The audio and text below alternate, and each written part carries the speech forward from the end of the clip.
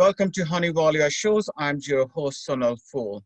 As we know, we will be going for election shortly, municipal election, and we have different candidates running for different votes as well as for the mayor position. In our efforts, we are bringing you mayor and the candidates for positions one by one, and they will be able to share. We will be able to ask them why should be voting for them, and why they will be good for the Edmonton economy, small businesses, environment, everything. Today we have Cheryl with us. She was born and raised in Edmonton. And interestingly, when she was going to school, she has to take 3 buses from home to reach school. So we are going to talk about the transit system. Then she started her career as in a restaurant as a table lady, and she would looked after the guests. And from there, she became the business executive. She became a strategic business transformation, technology, and innovation. She worked in a private and public sector. She have worked in Silicon Valley. And now she has joined the Edmonton Economic Development and Corporation and founded Innovation Edmonton. Welcome, Cheryl. What a fantastic journey from 3 buses to an innovation business owner.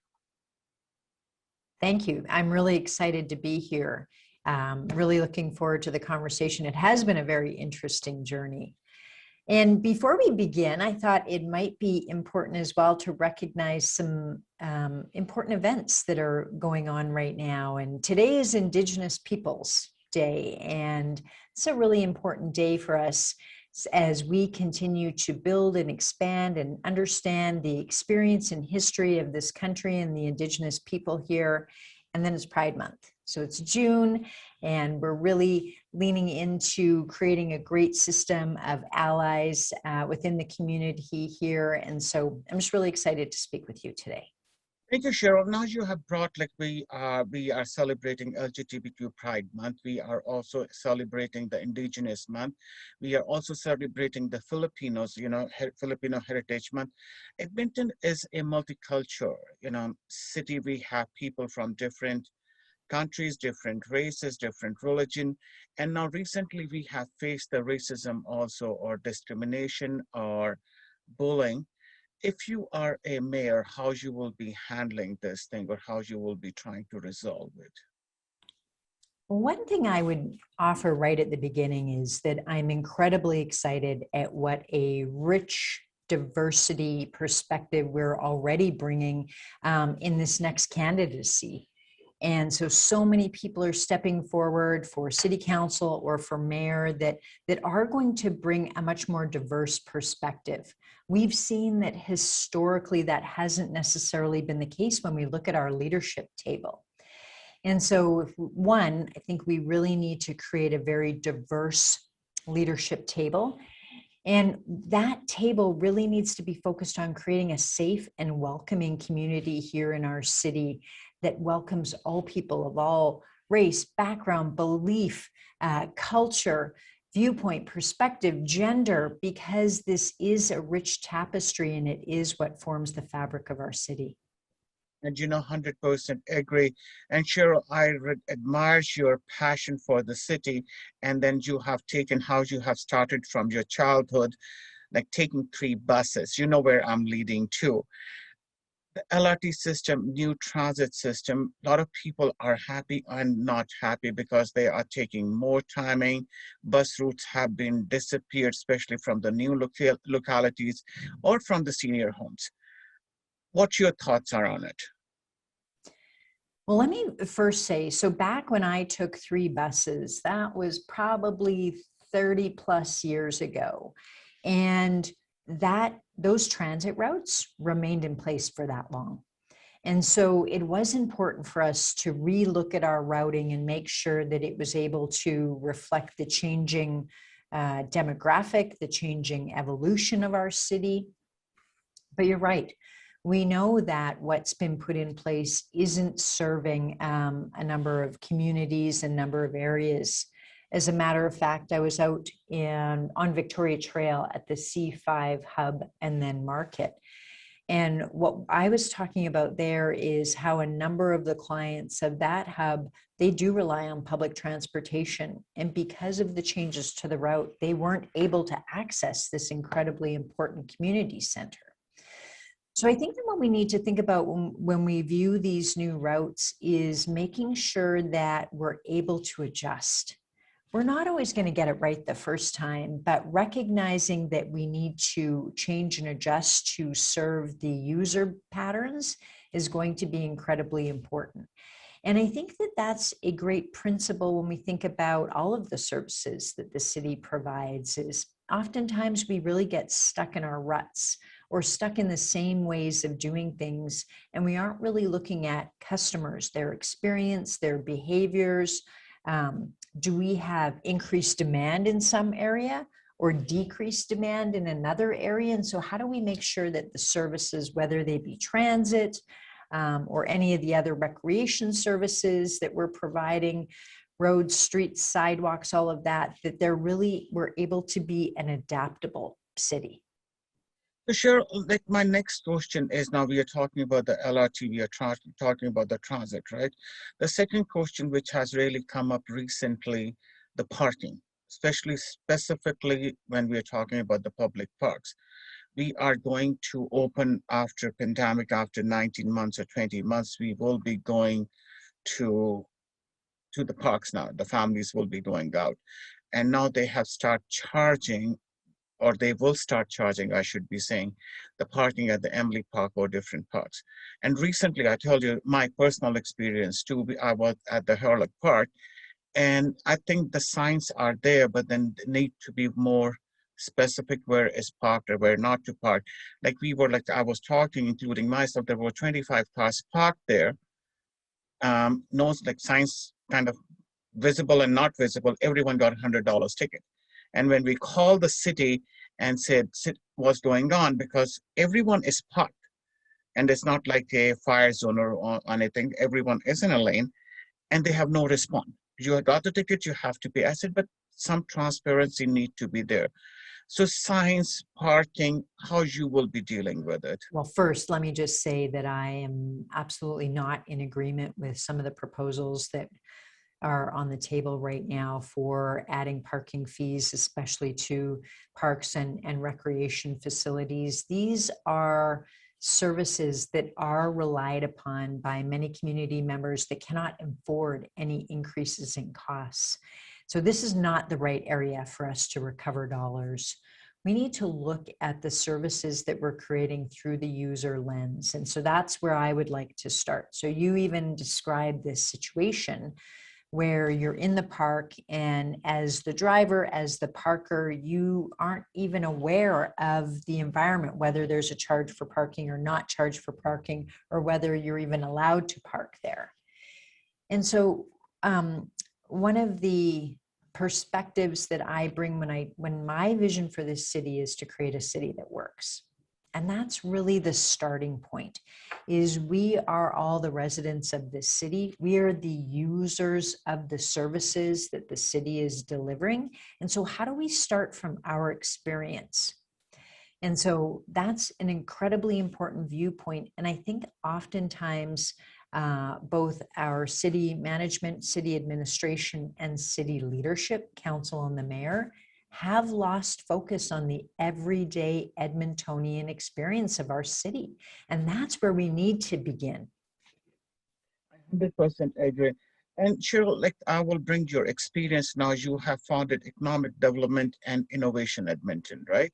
So when we're talking about economic development, keeping environment handy, we keeping small businesses, attracting investors.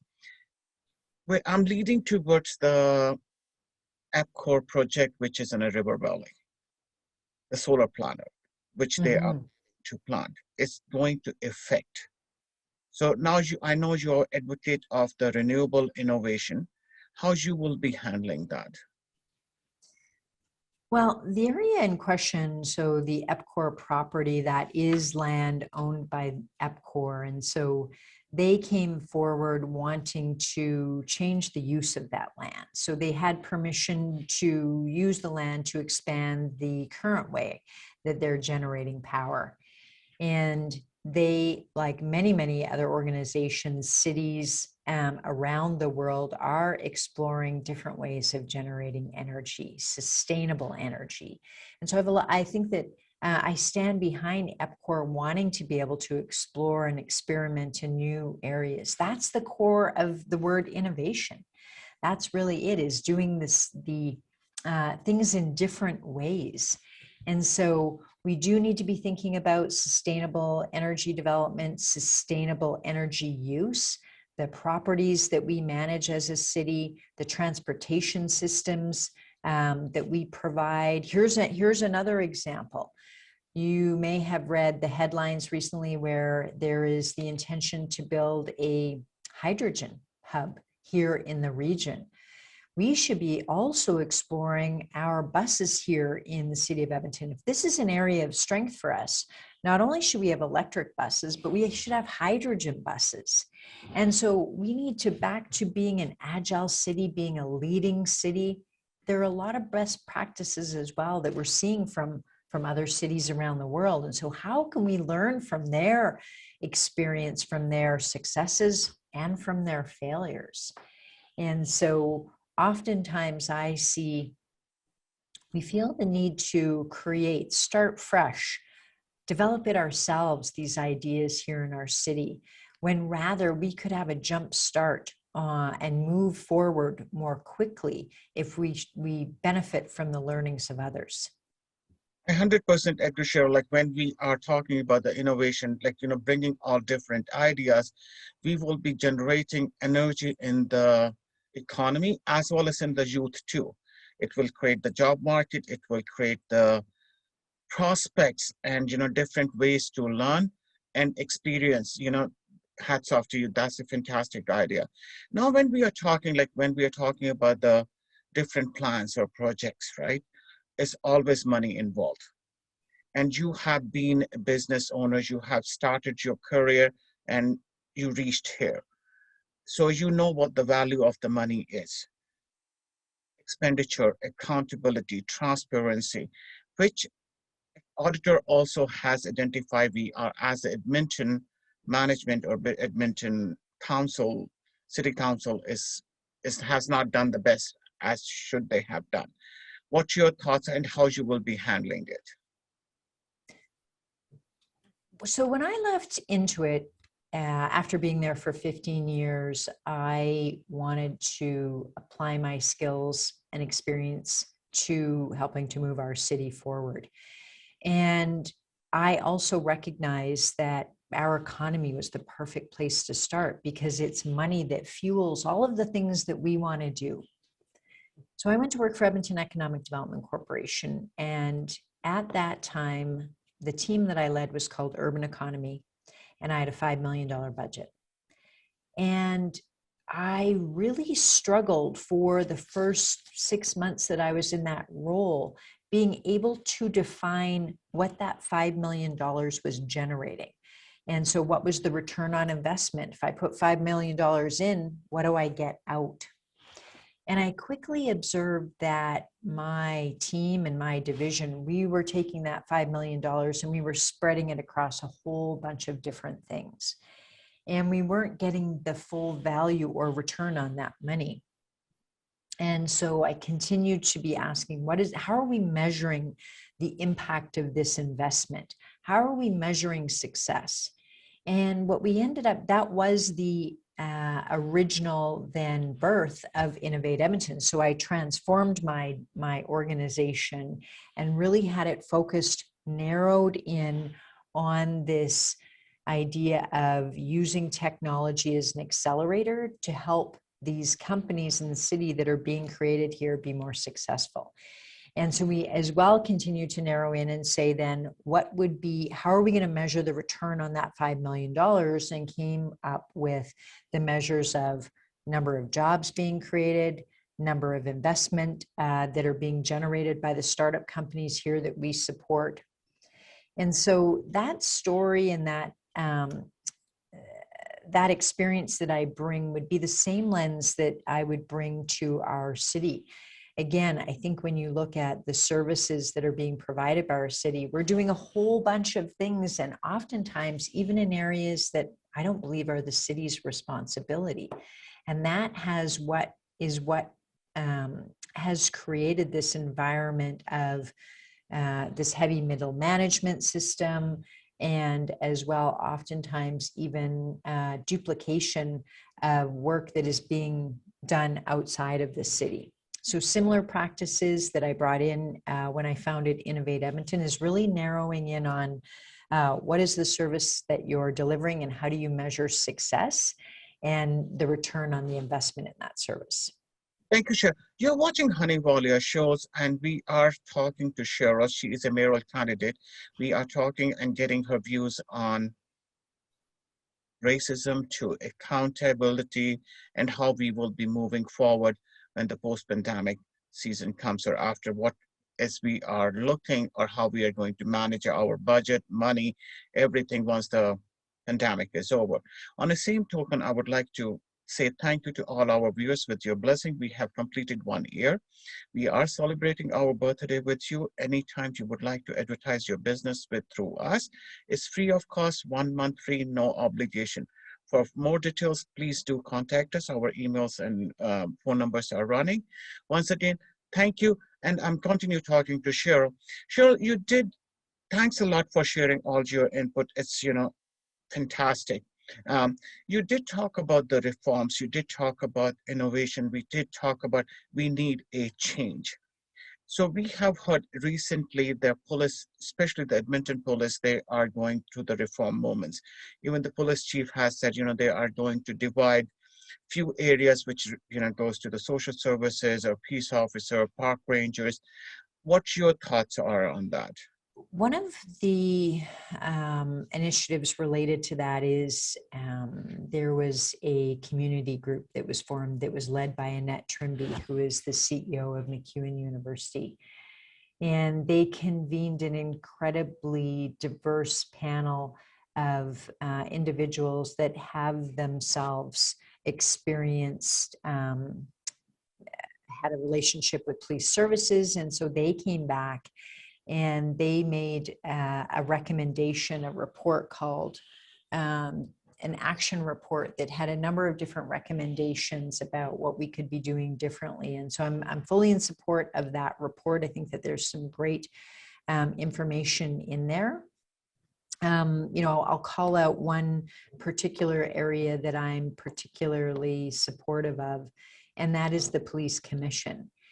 And so the police commission right now has a couple of city councilors on it, and a number of community members that I don't actually believe represent those that have had interactions with police. And so I think that beginning to reform our police commission would be a great place to start. Thank you, ma'am. So Cheryl, you talk about the innovation. You also talked about the attracting the different investments, right? And then we are recently, it's long debate going on about the gondola. Few are saying it will be good because it's going to generate the tourism, is going to generate the jobs, but then also people are talking about what happened if they abandoned us. It will become a responsibility, it become a burden on us. What your thoughts are on it? I think that we need to embrace more projects and initiatives that are being funded, led by private industry, and the gondola is a perfect example. And so I am supportive of the gondola project. I understand the concerns around what happens if it's abandoned, and there are contractual obligations that we can make sure are included to ensure that there is financial responsibility should that be the case. Thank you, Cheryl. You are watching Hunny Walia shows, and we are talking to Cheryl. She is a mayoral candidate. As Cheryl, you are busy and the time concern. What last message would you like to give to our viewers? This is an incredibly important next election. And I think that it's really important the leader that we select to lead our city forward, because the decisions that we make now will affect us for generations. I encourage everyone watching this to please go check out my website. It is the best source for my information on my vision for our city, my beliefs, values, capabilities, qualifications, and will continue to be updated throughout the campaign. And so my website is CherylWatson.ca, and I would ask that everyone please go check it out and stay connected. Thank you, Cheryl. And I agree with Cheryl what she is saying, and I'm echoing her words. If we want a change, we want to look forward, complaining will not help. We have to come forward. As Cheryl mentioned too, please come forward, do your homework, learn, raise question, ask your candidates what you are looking. If we are not coming up, we are not taking a step forward, we will not be able to see the change. As Cheryl mentioned, whatever we are doing is going to affect in our future, it will going to affect our kids, coming generation. As Cheryl said, I'm echoing her word. I'm requesting everyone, please come forward, read your candidate's bio, what they are looking for, their platforms, and please, please, please come and vote, because without you coming and using your right, we are not going to see the change. Cheryl, once again, thanks a lot. And could you please give our viewers your email address and a phone number, how they can contact you if they have any question? The best place to go is to my website, as I said, CherylWatson.ca. And on that page is a contact me page. And so if you fill that out, you'll get a note back from my team to schedule a time to meet with me. Thank you. You are watching Hunny Walia shows. I'm your host, Sonal Fool. Till we meet again. Have a good day. Safe day.